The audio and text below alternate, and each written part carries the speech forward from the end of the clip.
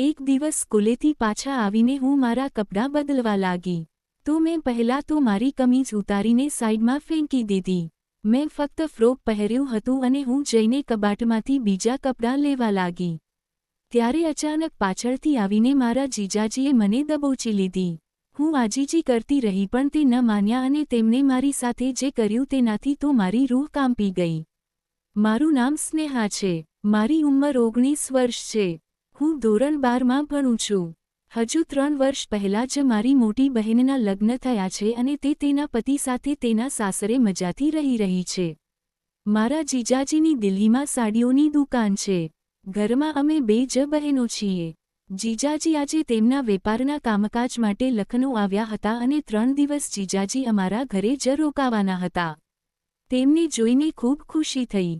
જીજાજી ખૂબ જ હેન્ડસમ અને સ્માર્ટ હતા. આ તો હું ત્યારે જ જાણી ગઈ હતી જ્યારે જીજાજી દીદીને પહેલીવાર જોવા આવ્યા હતા. તેમની વાતોથી તેમણે દીદી અને મને હસાવીને લોટપોટ કરી દીધા હતા. તેમના આવવા પર મેં નક્કી કરી લીધું હતું કે રાત્રે તેમની સાથે ઢગલાબંધ વાતો કરીશ. જમ્યા પછી મેં જીજાજીનું બિસ્તર એક રૂમમાં લગાવી દીધું હતું.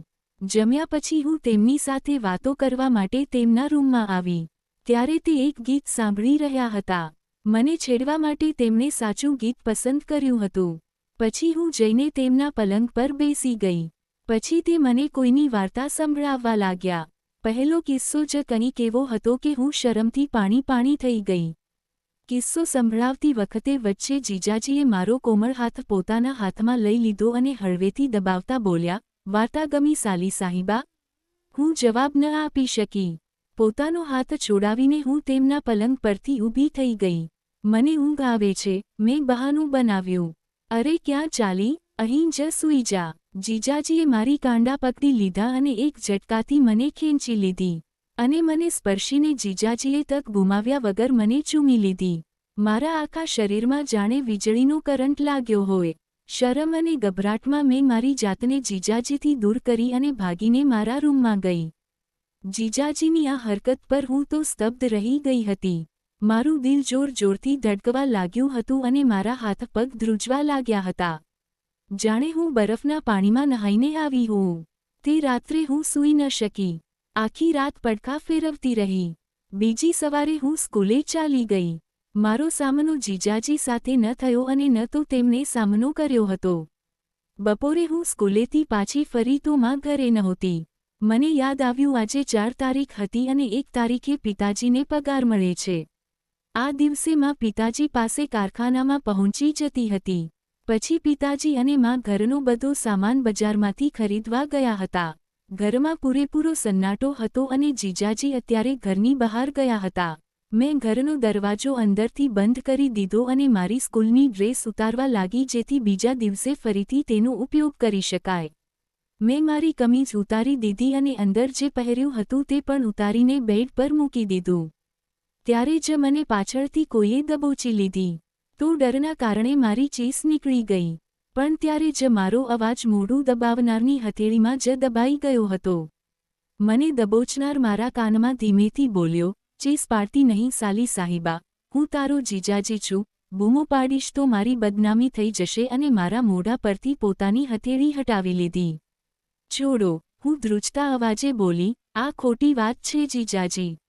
જીજાજી બોલ્યા, હું તારા માટે ત્યારથી તડપી રહ્યો છું જે દિવસથી તને પહેલી વાર જોઈ હતી. તારી દીદીથી કામનું બહાનું બનાવીને અહીં ફક્ત તારા માટે આવ્યો છું. મને કપડાં પહેરવા દો જીજાજી, પ્લીઝ. મેં જીજાજીને વિનંતી કરી. જીજાજીએ કહ્યું, તારી જવાની જોવા માટે તડપી રહ્યો છું. મને આજે આ કુમળી કળીને જી ભરીને જોઈ લેવા દો. આ કહેતા જીજાજીએ મારા પર હાથ મૂકી દીધા અને પંપાળવા લાગ્યા. મારો શ્વાસ અદ્ધર થઈ ગયો હતો અને મારો ચહેરો શરમથી લાલ થઈ ગયો હતો. મને શરમ આવતી હતી અને મારા હાથ પગ ધ્રુજવા લાગ્યા હતા.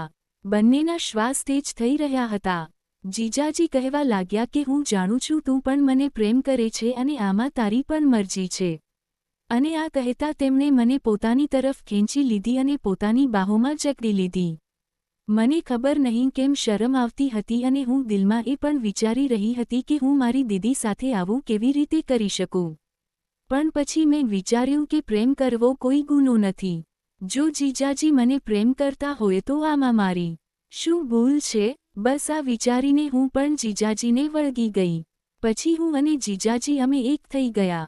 મને એવું લાગતું હતું કે જાણે મારી બધી ઈચ્છાઓ પૂરી થઈ ગઈ હોય અને જીજાજીના ચહેરા પર એક અલગ જ પ્રકારની ખુશી જોવા મળી રહી હતી, જેનાથી એ જાણી શકાતું હતું કે તે આપણા એક થવાથી ખૂબ ખુશ છે.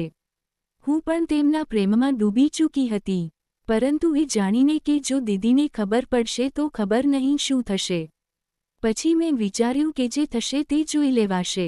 હવે આ રીતે હું અને જીજાજી આપણા પ્રેમને દબાવી તો શકતા નથી. બસ આ વિચારતા વિચારતા સવાર થઈ ગઈ. બીજી સવારે મારા ફેસ પર અલગ જ ગ્લો હતો. ત્યારબાદ મારો જીજાજીને જોવાનો અને વાત કરવાનો દૃષ્ટિકોણ સાવ બદલાઈ ગયો. પછીના 6 દિવસો સુધી મેં જીજાજી સાથે ખૂબ મસ્તી અને મજા કરી. ત્યારબાદ જ્યારે પણ જીજાજીને તક મળતી તે બહાનું બનાવીને અમારા ઘરે આવી જતા અને મારી સાથે હસી મજાક કરીને પોતાનો સમય પસાર કરતા. તો મિત્રો, કેવી લાગી તમને આ વાર્તા મને કોમેન્ટ કરીને જરૂર જણાવો. જો સારી લાગી હોય તો પ્લીઝ લાઇક કરો, શેર કરો અને સબસ્ક્રાઇબ કરવાનું બિલકુલ ન ભૂલતા. આભાર.